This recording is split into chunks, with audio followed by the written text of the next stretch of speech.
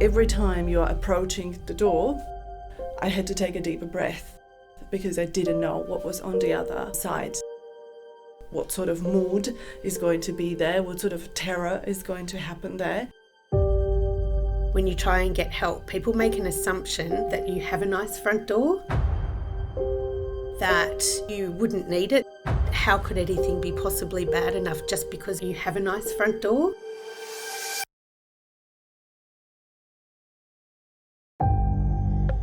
I done everything.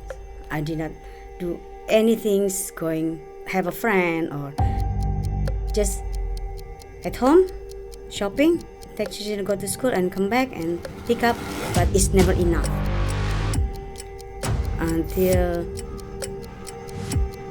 something happened. Abuse, violence, domestic violence and intimate partner violence happens across all cultures, all homes, all educational backgrounds. I was lucky enough to get a good education, master's degree, and I think people think that if the home on the outside is beautiful and polished, then all the people who are inside must be like that as well. Every single day, he make it a problem. Because I never worked in Australia. It's hard. It's very hard because I never work. I never have income by myself. In my case, I ran a massive business with big, and did big things and what have you, that people make an assumption that it couldn't be possible and it wouldn't happen to you. But it's not true. It got to a point where I describe it where my soul was dying. What can I do? I need to get out. I don't know how.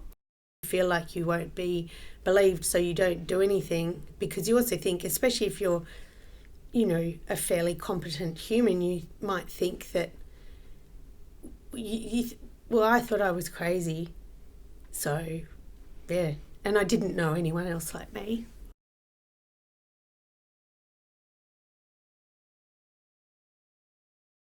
So the thing that I understand about Mary's House that is so special from my own experience was they were able to do things that were outside of the normal box of assistance. So what was a real difference for me with Mary's House was that you talk to one person and they help you out.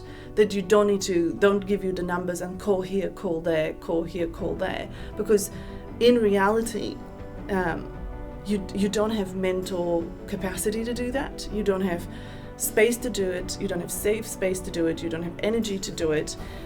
So the fact that it comes as a kind of a full package, I dare to say, that just takes so much weight off your shoulders. I got a lot of help from Mary's House.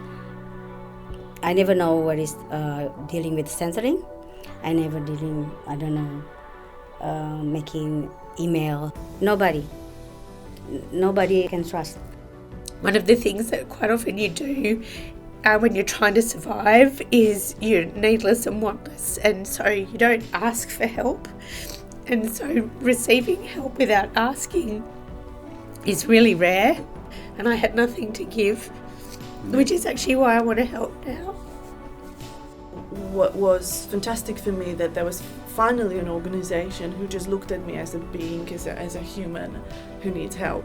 And I'll never forget the feeling that I had when I came to Mary's House, and it was the first time I was returning from work to my new home, temporary home in Mary's House, and I was sitting on the train and I was thinking, I'm going back home without any fear.